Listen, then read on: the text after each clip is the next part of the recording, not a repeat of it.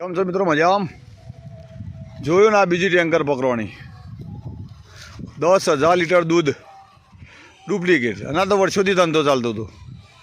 આ તો પડતા પેલા ભાઈ યુવાસી જાડેજાને ખરેખર એની ટીમને માહિતી મળી અને એ લોકોએ સાહસ કરીને આખી ટેન્કર પકડી. વિચાર કરો, ચારથી ચાલતું છે. આમાં અધિકારીઓ ખબર નહીં હોય. તમે કીધા જુનાગઢ સાઈડ કંઈ એ બચ્ચોક બનતું હતું ને કાઠિયાવાડ બાજુ, અને એથી જતું હતું અરવલ્લી સાબરકોઠા બાજુ. આમાં પબ્લિક તો બિચારી નિર્દોષ પબ્લિક તો દૂધ સમજી ખાધે કરે. ખરેખર જે પ્રાઇવેટ ડેરીઓ ખરી, પ્રાઇવેટ ડેરીઓ પર દરોડા પાડવા પડે તો જ ખબર પડે સાચી વસ્તુ છે. તમે ચો સુધી આવું બધું ખાધે રહો, ક્યાં સુધી આવું બધું ચલાવી રાખશો એમ. સારું અંદર તમે જો તો હાબુ, ડિટર્જન્ટ પાવડર, પામ ઓઇલ, આનું દૂધ પીવાનું યાર કેન્સર થાય. એક બાજુ આપણે એવું લઈએ કે કેન્સરનો ઓકળો વધ્યા કરે તો તમે દૂધ જ નવડું પહોંચો કેન્સર થાય એવું શું થાય તાણે? ઓના માટે જવાબદાર મેઇન કોઈ હોય તો સરકાર તો જવાબદાર કહેવાય જ.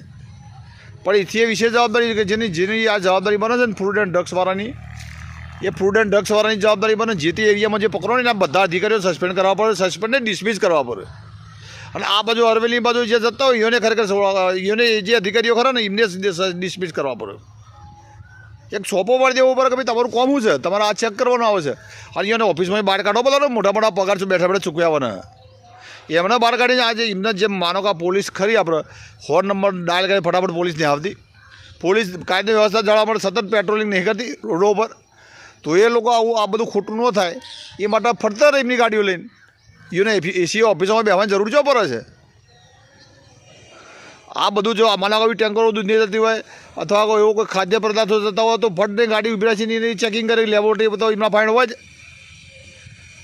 તો આ બધું પકડાય તો થોડા બીતા રહે તો કોઈ થવા, બાકી તો બધું રમણ ભમણ થવા બેઠું છે.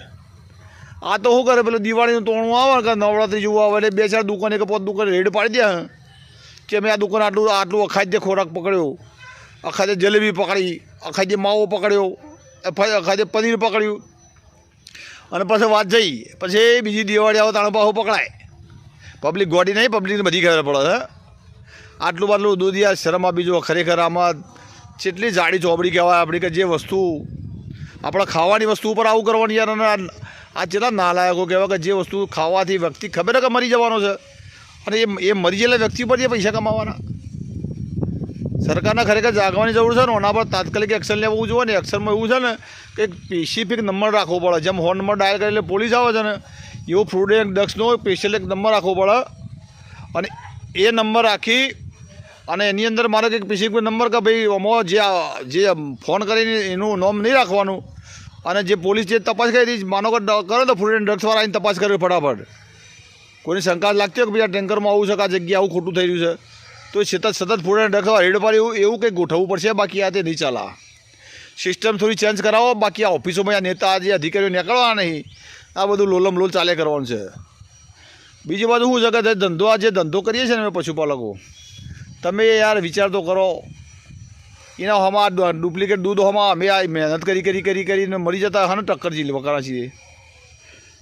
એક બાજુ અમારે નહીં 2 વર્ષીય ભાવ વધારતા નહીં, 2 વર્ષીય ભાવ હાલવા નહીં, મોટા અહેવાલો બનાવી દેવાના અને એ જેમ ચાલ્યા કરવાનું. અને નવી યોજનાઓ કરવાથી પેટ નહીં ભરાતો. ભાઈ તમારે આ કરવું હોય ને જો દૂધનો ભાવ ઊંચો રહેશે ને તો લોકો આ ધંધો કરવા માટે પ્રેરણા છે ને વધુ દૂધ ઉત્પાદન થશે. તમે ભાવ જ નહીં આલો તો પેલા ઓકળા મળતા જ નહીં યાર. તમે વિચાર કરો, ઓકળા તો મળવા જવું કે નહીં. રોજનું જે અમારું જે ઉત્પાદન કોશ કરું એને જે તમે એથી વેચાણ કરવા જઈએ જે ઓકળા મેળવવા જઈએ તો ઓકળા તો બધા માઇનસમાં જ હોય. આ તો હું છે પેલા મોટા તબેલાવાળાને 2-4 જણો બતાવી દઈએ એટલે આપણે તો કે આમાં તો કરોડનું દૂધ થયું, 2 કરોડનું દૂધ, પણ 2 કરોડવાળી તો તારા ઓકળા તો બધા આમાં ખર્ચાના. આ નહીં બધા મોટી વાતો કરતા કે આમાં તો 1-1.5 કરોડ દૂધ એટલે ટીવીમાં આવી જાય, છાપામાં આવી જાય, તું ભાઈ તારા ઓકળા બધાય ખર્ચો બધા હમણાં ખબર પડે કે તારે ચેટલો નફો બેઠ્યો. 2 કરોડમાં હું તારે 90 લાખ નફો બેહા છે.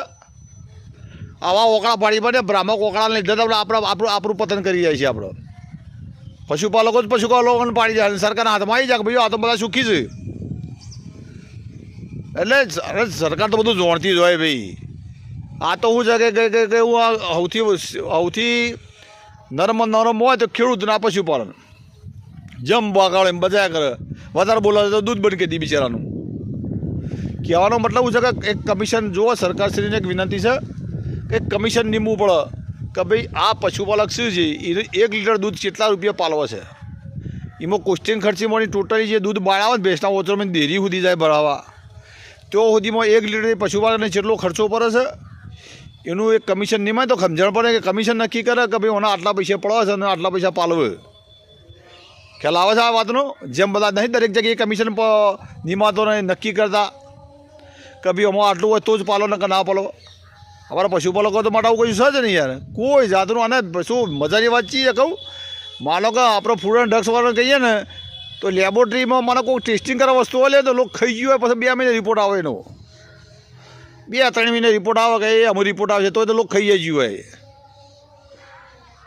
ખાઈ જાય પતી જે વાત લોકો ખાઈ ગયું આના રિપોર્ટો ખાઈ જઈએ વસ્તુ તો જઈ ને એની તબિયત તો જઈ ને એટલે એ તો અધર લેબોરેટરી બનાવો ને આવી આ બધું છે ને આ બધું હાઈટેક કરો તમે અને આ ફ્રૂટ ડ્રગ્સ વાળાને બધા રોડે ફરતા કહી દો ભાઈ બાજુ બહાર કાઢો સરકારને કહે ને આ બધું પતી જશે યાર લોકોને એક બાજુ આપણે આરોગ્ય કરીએ ને કેન્સર આટલું થયું ને કેન્સર આટલા ટકા થવાનું ચોથી કેન્સર જ થાય ને ભાઈ નવરા હાબુનો પાણી પીતા હોય પાવડરનો પાણી લુગડો ધોવાના શરમ આપી જુઓ ખરેખર શરમ આપી જુઓ એમ એટલે આ બધી બાબતો સમજવાની જરૂર છે કે આમનામ તો મરી જઈશું ને આ બધું ખાધે કરશું જો અમે તો છીએ પશુપાલક અમારે તો ચોખ્ખું દૂધ ખાવા મળે છે પણ અમે દુઃખ થાય કે પબ્લિક આ રીતે મરી જાય છે એટલે જાગૃત થાઓ અને અવાજ ઉઠાવો ન કહે છો એના રહીએ જય હિન્દ જય ભારત.